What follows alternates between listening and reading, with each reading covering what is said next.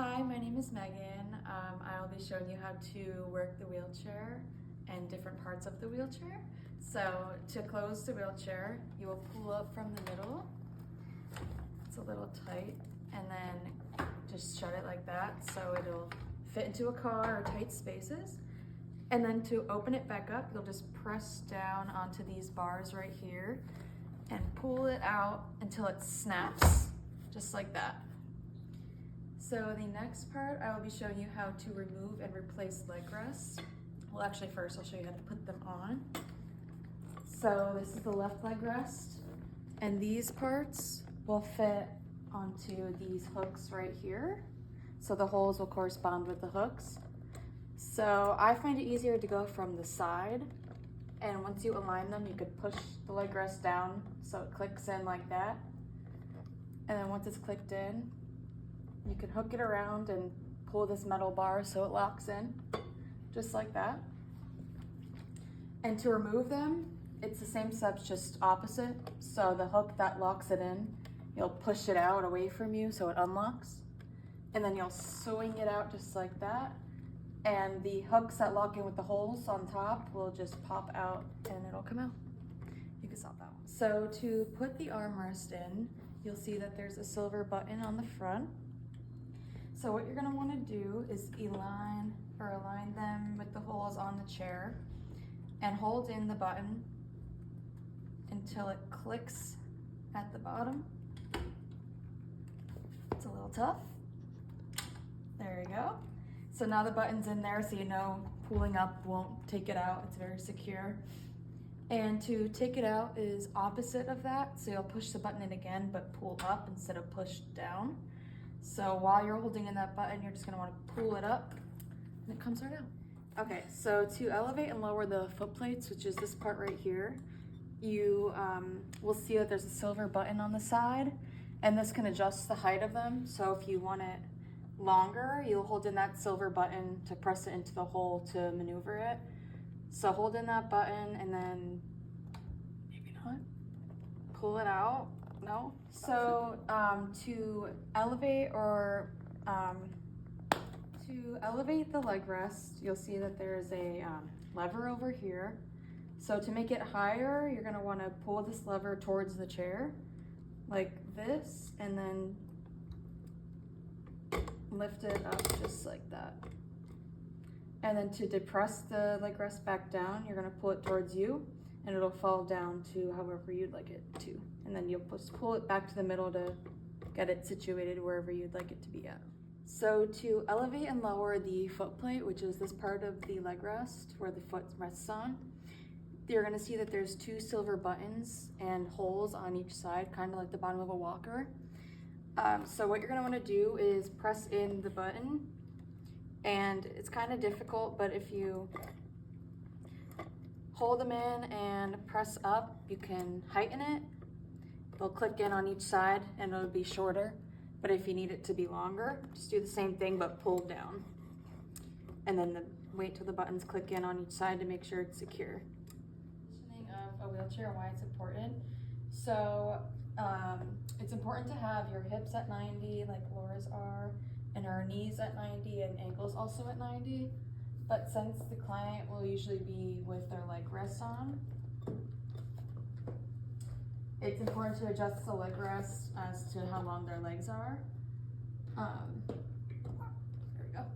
So Laura has very long legs, but it seems like she's abiding by 90, 90, and 90 still, even with her legs elevated. And that's important because if somebody is sitting in a wheelchair for a long period of time and their hips are at a higher degree or lower degree, or their knees are at like they're too bent, it can cause issues in like the long run. And potential wheelchair problems. So one could be if there's a patient with a hip fracture sitting for too long and there's nothing in between their knees, their legs might go like that, close together, internal rotation, if they're sitting in the wheelchair for a long time. Also, if they're taller and they're sitting in a chair like this where the back is kind of like midway, there won't be enough back support for them and they'll end up maybe extending too far throughout the day and it'll cause back strain. first and foremost, ensuring your brakes are on the wheelchair if you're standing or sitting down. So the brakes are on this side. I'm just gonna roll Laura a little closer to the camera. They're over here right in front of the wheel. It's a bar, and all you have to do is push it forward, and the hook will go into the wheel to stop it from moving. So then when you're pressing up from the armrest to stand up from the wheelchair, the chair will not be moving. So after that, also ensuring that your wheelchair is anti-tippers. This wheelchair doesn't have them, but if you wanted to add them to this chair, you would add them to this bar and this bar over here. So anti-tippers would prevent Laura from tipping if she pushes back far in the chair, or if she's going over a curb or going up an incline. If the wheelchair were to tip or move back, the anti-tippers would save the chair from actually falling backwards. So the last safety concern with the wheelchair would be to ensure that your leg rests are on and that your feet are on the leg rest if somebody is transporting you, unless you're self-transporting yourself or self-propelling with your feet. But if somebody's pushing you, you always want to keep your leg rests on. I'll just demonstrate why real quick without hurting Laura. So if I'm pushing Laura and her foot's not on the leg rest, it's easy for her foot to get caught, and that can cause damage to her ankle or her knee, or just too much bending and catching underneath the chair can cause further injury. Okay. Okay, Laura, so you're going to practice how to propel forward in the wheelchair, how to propel backward in the wheelchair, turn and stop. So to propel forward, you're going to want to put both hands on each wheel, right where that bar is almost. And you're going to want to push forward at the same time in the same direction. And then you'll start to see yourself go forward. So then to stop, you'll just resist the movement of the chair and pull your hand, just pretty much stopping the wheel from turning as much as you can. Okay. So then after you stop the wheels and want to propel backward, you're going to do the same thing as going forward, just backward. So you're going to want to put your hands on those same bars and pull your arms backward until you feel yourself go backwards. See, you're very good. Thank you. So to turn the chair, you're going to want to propel one forward and one backward. Okay. So if we're going this way, you're going to be pulling backward on this one, but forward on this one. So you'll feel the wheel turn that way. And then if you want to go the other way, you'll propel this one backward towards you and this one forward. And then you'll start to turn.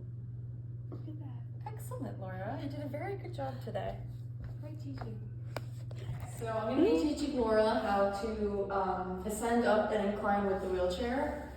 So I'm going to be behind her, but I'm going to have her lean forward as we're going up the ramp, so it's easier for her to get more strength to push up.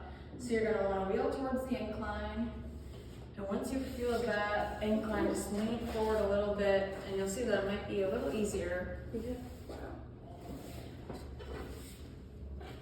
Ooh, look at that Barney workout. Yeah, holy cow. Okay, very good, Laura. So now I'm going to be teaching Laura how to descend and incline safely in her wheelchair. So what I'm going to have her do is propel forward, and as she's going down, just apply some resistance on the wheels to slow herself down. And while she's doing that, I'm going to have my hands right in front of her like this. This is just to keep her safe and prevent her from falling out of the wheelchair. And this also will apply some resistance if she ends up going too fast, just to slow her down. Very good. So now we're going to be teaching how to navigate a curve in the wheelchair. So for this, I'm going to be behind Laura. And what I'm going to do is have her wheel to the curb. And I'm going to assist by just putting my foot on the back of the wheelchair and popping her over the curb. So that way she can easily hop over. To navigate going up a curb, there's this way also that you can do it. So for this, I'm going to be behind Laura, and she's going to be backwards wheeling over the curb with the big wheels going first. And with with the big wheels going first, it looks a little bit easier to get over a curb. And just a little bit safer, but always being behind her. So to teach Laura how to go off of a curb in the wheelchair, I'm gonna have her slowly approach the curb with the little wheels in the front going first and slowly following with the back.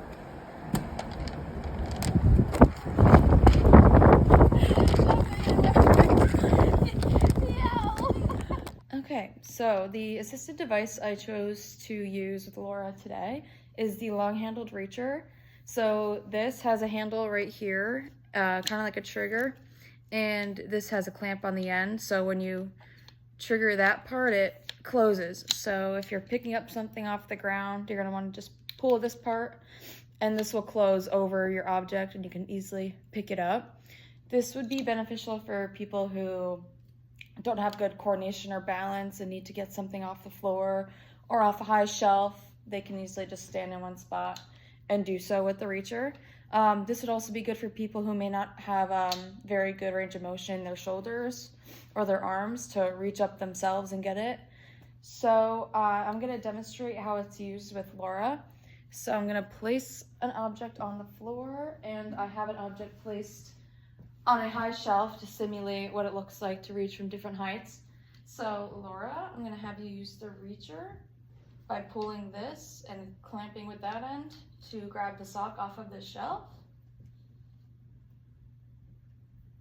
And then you can pull it towards you and grab the object. Very good. And then we'll wheel towards the next object. Let me just...